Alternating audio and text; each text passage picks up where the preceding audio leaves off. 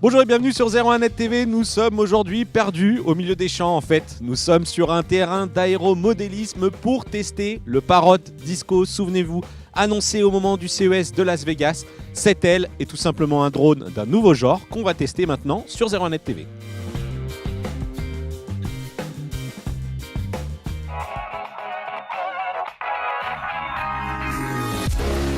Cette aile de Parrot Disco mesure à peu près 1,15 m d'envergure, donc pour la transporter plus facilement mais aussi pour remplacer ses pièces, eh bien les ailes justement se démontent et s'assemblent assez facilement. Il suffit d'aligner l'emboîtement des ailes grâce à deux petits axes, tout s'en fiche vraiment très bien, aucun problème du côté de l'assemblage, c'est rapide. On installe ensuite la batterie et la Parrot Disco est prête à démarrer, ou presque, puisqu'il suffit ensuite de la connecter avec la télécommande et aussi le smartphone pour avoir un retour en vidéo.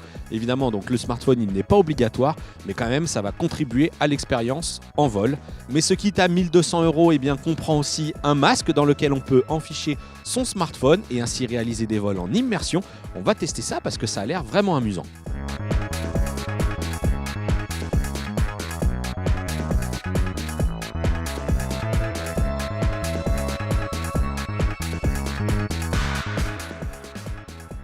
Et voilà, donc on a pu tester Parrot Disco et on vous le dit, c'est vraiment très amusant.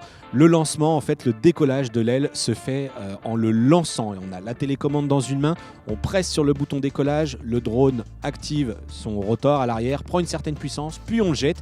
Et là, c'est parti, il monte à une hauteur qu'on aura définie sur l'application, puis se stabilise. Et là, c'est véritablement du bonheur. C'est plus technique à piloter que le Bebop 2 qu'on a eu aussi ici sur cette piste d'essai. Le Bebop, il est réputé pour sa stabilisation. Avec Parrot Disco, il faut en permanence corriger la trajectoire. C'est d'autant plus amusant, d'autant plus intéressant. C'est un véritable petit défi pour les pilotes amateurs. Attention, on est quand même sur un outil qui est quand même stabilisé, assez intelligent. Il y a suffisamment de senseurs pour que finalement on puisse prendre ses repères en 5 minutes de vol. On peut commencer à se faire plaisir, à l'envoyer un petit peu plus loin. La portée de la télécommande, on le disait, 2 km. Encore une fois, l'application vous permet de brider certaines de ses fonctions justement pour ne pas aller trop haut, trop loin et surtout ne pas descendre trop bas. Il y a une étape qui est quand même un petit peu plus compliquée qu'il faudra maîtriser, c'est l'atterrissage. Là encore, il y a un mode d'atterrissage automatique, mais il faut se rapprocher au maximum de la piste, couper les gaz en appuyant sur le bouton dédié à l'atterrissage et le drone opère de lui-même l'atterrissage. Il y a une autre performance du côté de la Parrot Disco, et bien c'est son autonomie que Parrot annonce à 45 minutes. Et oui, comme l'aile peut planer, on ne sollicite pas en permanence le moteur, ce qui permet de voler naturellement plus longtemps. Pour une expérience encore plus intéressante, ce drone il est livré donc avec un masque de réalité virtuelle que l'on a testé, on l'a porté, mais dans cette configuration en France, il faut naviguer à vue et donc remettre la télécommande à un copilote et profiter du retour d'image qui est d'ailleurs plutôt bon, du 720p pour l'instant pour le retour d'image. Bientôt, on nous le promet chez Parrot, ce sera du 1080p. C'est de toute façon assez immersif et assez amusant. On va maintenant s'intéresser à l'équipement qui est dans la Parrot Disco.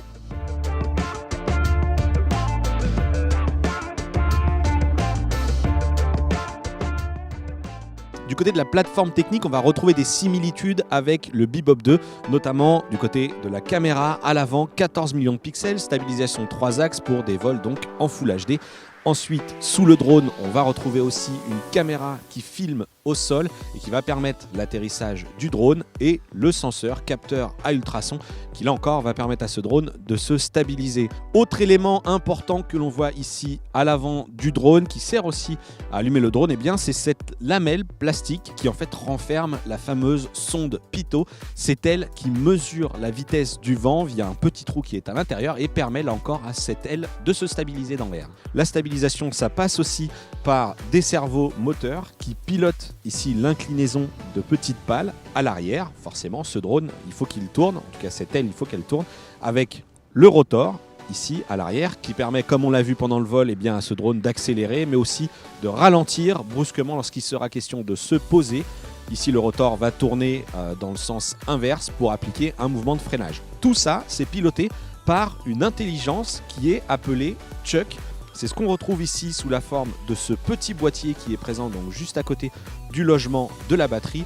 Chuck pilote toute l'électronique reliée bien sûr à la télécommande. On va retrouver donc dans Disco une puce GPS pour la navigation et des antennes Wi-Fi pour le relais avec la télécommande. Ces deux antennes Wi-Fi, elles sont ici présentes sous les deux plaques noires et la portée annoncée, eh bien, c'est 2 km maximum avec le Sky Controller. Mais bien évidemment, il faudra tenir compte de la législation.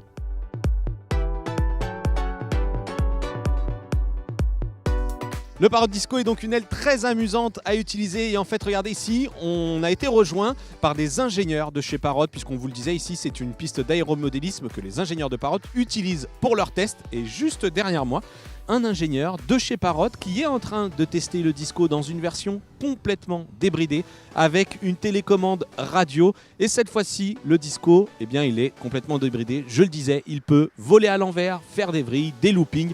Bref, cette aile, elle en a vraiment dans le ventre.